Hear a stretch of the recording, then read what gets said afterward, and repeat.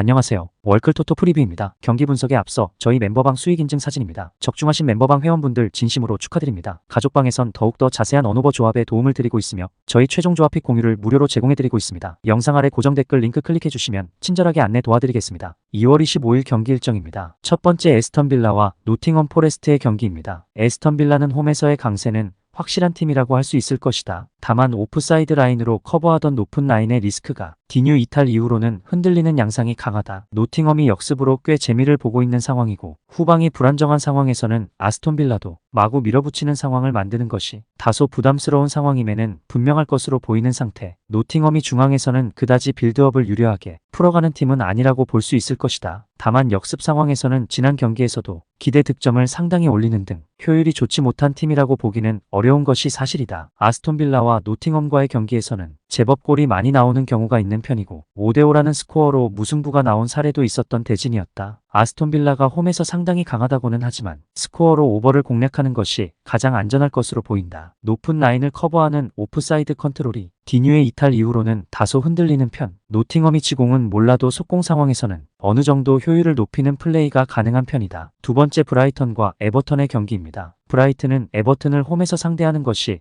오히려 부담일 수 있다. 현재 3경기 연속으로 에버튼을 홈에서 이기지 못하고 있고 2연패 중이기도 에버튼을 상대로 압박을 끌어당기고 공세로 이어가는 양상은 잘 통하고 있는 편인데 에버튼의 속공에 생각보다 많은 피해를 입는 양상이 있다. 최근 0대4라는 대패를 안긴 루턴과 에버튼이 비슷한 플레이를 보여준다는 점도 부담으로 작용할 수 있을 것. 에버튼이 최근에는 세트피스에서의 한방 말고는 골을 넣지 못해서 전전긍긍하는 중. 물론 브라이튼을 상대로는 맥릴 같은 선수들 속공으로 꽤 많은 피해를 주는 모습이 있었고 브라이튼이 세트피스에서 안정적인 수비를 보여주는 면모가 있었다고 하기는 어려운 상황이다. 에버튼의 주요 전술인 세트피스에서의 여러가지 전술도 효과가 있을 것. 물론 에버튼이 브라이튼에게 공격권을 많이 허용하고 난전으로 가는 것을 추구하는 편이라서 대부분 이 대진에서는 다득점 양상이 짙었다. 오버를 1순위로 삼자 홈에서 브라이튼이 기세를 올리고 있다는 점은 생각해야 하나 에버튼을 상대로는 오히려 홈에서 헤매는 분위기가 짙은 것이 사실이다. 특히 에버튼의 속공과 세트피스에 상당히 많은 타격을 브라이튼도 봐야 했던 모습.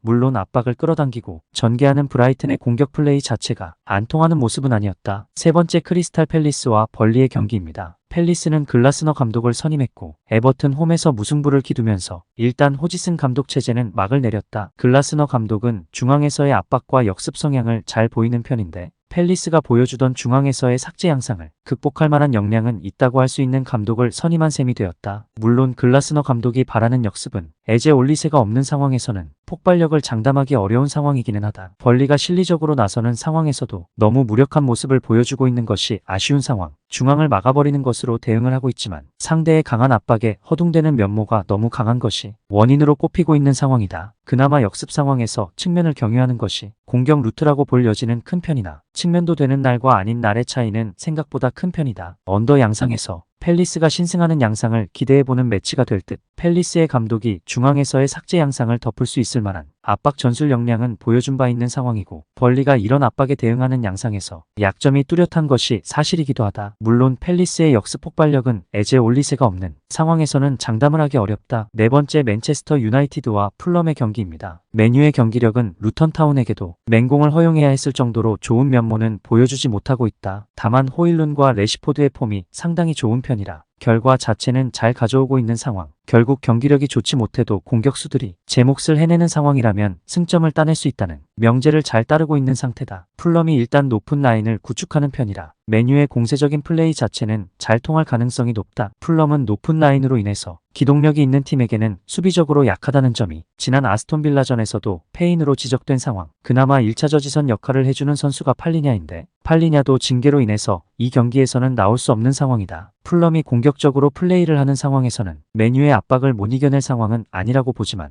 결국 문제는 수비에서 야기될 가능성이 높다. 맨유의 승리와 오버를 노릴 수 있는 상황이라고 본다. 맨유의 전방 압박은 사부리그 팀에게도 통하는 상황이었다고 보기는 어려운 것이 사실이었다. 다만 호일룬과 레스포드, 브루노 같은 공격진들의 활약으로 어쨌든 승점 3점은 잘 챙겨가고 있는 상태. 풀럼의 높은 라인을 저격할 수 있을 만한 역량은 된다고 볼 수 있을 것 같다. 다섯 번째 본머스와 맨체스터 시티의 경기입니다. 본머스는 맨시티에게는 아주 약한 관계다. 그럴 수밖에 없다고 볼 수 있는 것이 본머스의 대인 압박이 유려한 패스 플레이를 만나게 되는 상황에서는 무용지물이 되기 때문 토트넘에게 패하는 상황에서도 토트넘의 패스 플레이가 본머스의 압박을 무력화시키면서 승리를 챙긴 케이스였다고 할 수 있었다. 측면에서의 공격 플레이로 맨시티를 핥히는 양상이 없지는 않지만 문제는 본머스의 수비가 맨시티의 공세를 잘 견뎌내는 모습은 아니었다는 점이다. 맨시티는 지난 경기에서도 홀란드의 한 골을 제외하면 부진한 모습.